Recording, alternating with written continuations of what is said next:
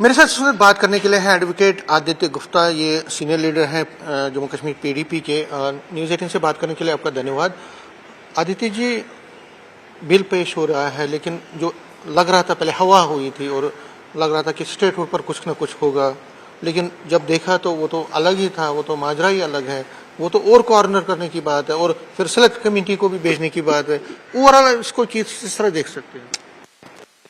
हमारा एक consistent stand रहा है कि जो चीज़ें 5 अगस्त 2019 को हुई हैं हम उसके खिलाफ थे। ये सरकार इलेक्शन लड़ी उस बात पे थी, ये लोगों ने वोट इनको दिया उसी चीज़ के ऊपर कि जो जाति हमारे साथ 5 अगस्त 2019 को। लेकिन इन्होंने सरकार बनने के बाद, क्योंकि इनको काम नहीं करना था, इन्होंने एक बहाना ढूंढा आसान से स्टेटहुड का। उस स्टेटहुड के नाम बात का तमाशा बना दिया इन्होंने। वो आपका हक है, दैट्स अ कॉन्स्टिट्यूशनल राइट, आपसे लिया नहीं जा सकता। आपने जो फोरम्स इस्तेमाल किए, जिस तरीके से आपने, अगर आपके मौका था जब असेंबली थी, आप असेंबली में प्रॉपर रेजोल्यूशन पास करते, आपने कैबिनेट के लेवल पे किया रेजोल्यूशन, आप जाके गुलदस्ते देते हो, आप जाके शॉल देते, क्या लाया शॉल ने? अल्टीमेटली इस किस्म का रेजोल्यूशन। अब वो कह रहे हैं, वो उन्होंने एक अमेंडमेंट कर रहे हैं रीऑर्गेनाइजेशन एक्ट में, जिसके अंदर वो इम्प्रिजनमेंट या de facto removal of chief minister कह रहे हैं या मिनिस्टर्स कह रहे हैं। दैट इज, आपको ये सब कुछ मिल रहा है। आपको चाहिए, आपने सारा शो डाला स्टेटहुड लाने के लिए, आपने उस चीज़ के लिए आपने कॉम्प्रोमाइज़ क्या बेचा? आपने स्टेट के अंदर, जम्मू कश्मीर के अंदर रिजर्वेशन के ऊपर जितना क्योस है वो बेचा। इस टाइम पे महंगाई इतनी बढ़ी हुई है, लोगों के पास नौकरी नहीं है, आपने नौकरी कॉम्प्रोमाइज़ कर दी। इस टाइम पे लोगों के बेसिक हक, माफिया राज जो है वो आपने उसे चलने दिया। आपने बिजली के बारे में 200 यूनिट बात की थी, आपने सिलेंडर्स के बारे में बात की थी। जो चीज़ें आपने अपने मंशूर में लिखी थी, जो आपने जिस वादों के ऊपर आप इलेक्शन जीते थे, वो सब कुछ आपने छोड़ दिया। उमर साहब के लिए तो, उमर साहब को तो सर झुकाना चाहिए शर्म से। और लोगों के पास जो सिग्नेचर कैंपेन्स वगैरह चला रहे हैं, उसको चलाकर क्या फ़ायदा है? आप बेसिकली सरकारी पैसा, सरकारी मशीनरी यूज़ कर रहे हैं फॉर दिस पर्पज़। इसका तो आपको तो वोट दिया लोगों ने साल पहले। आप असेंबली है, आपके असेंबली जैसा फोरम अगर आपके पास है, तो आपको सड़कों पे लाकर लोगों को इकट्ठा करने के लोगों ने आपको एम्पावर कर दिया। अब उसके लिए लड़ना तो आपका काम है ना। अगर आपके अंदर दम ही नहीं है तो आपको छोड़ देनी चाहिए जगह, आपको छोड़ देना चाहिए, कहना चाहिए जनाब मेरे से नहीं होता है, छोड़ो इसको। कुर्सी भी चाहिए, क्योंकि it is all about chair. आपको थोड़ा सा पीछे जाना पड़ेगा। यही उमर साहब थे जिन्होंने कहा था मैं यूटी में चीफ मिनिस्टर नहीं बनूंगा, बिकॉज इनको लगा कि यार कुर्सी कोई और चली जाएगी, किसी और के ऊपर चली जाएगी, मेरे पास ही रहेगी, what will I do.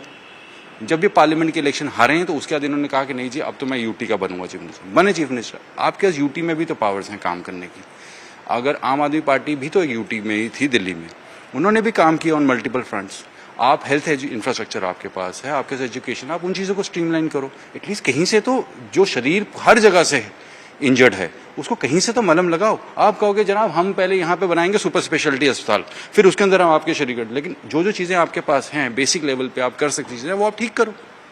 It doesn't make any sense. ये जो रेजोल्यूशन आ रही है गवर्नमेंट ऑफ इंडिया, बिल आ रही है, बिल का पर्पज उनका है, this is a slap on governments face, कि आपको जो करना है, जितने आपको ठूठा लेकर हमारे आगे पीछे भागना है, whatever you want to beg for, we are going to do what we want to do. मगर नेशनल कॉन्फ्रेंस ये कह रही है कि देखिए, हम ये सेंटिमेंट है लोगों का। वो कहते हैं कि हम, ये नेशनल कॉन्फ्रेंस नहीं मांग रही है या कांग्रेस नहीं मांग रही है कि स्टेट यहाँ पे, ये लोग मांग रहे हैं और कहीं ना कहीं ये बिल आके वो लोगों के जज्बात के साथ खेल रहे हैं। समीर, पूरा जो मैनिफेस्टो था वो और इलेक्शन जो थी वो सेंटीमेंट पे ही वोट किया है ना। आज तक इतनी वोटिंग हुई है कभी असेंबली इलेक्शंस में? लोगों ने बाहर आके वोट दिया, they have given their sentiment. अब उसको एग्जीक्यूट करना वो आपका काम है। आप एग्जीक्यूट ही नहीं करेंगे, आप कहीं आप बहाने ढूंढेंगे तो और क्या है। और भारत सरकार ने करके दिया आपके मुंह, अमित शाह ने आपके मुंह पे बोला कि आप जो मर्जी करते रहे, I will not do anything.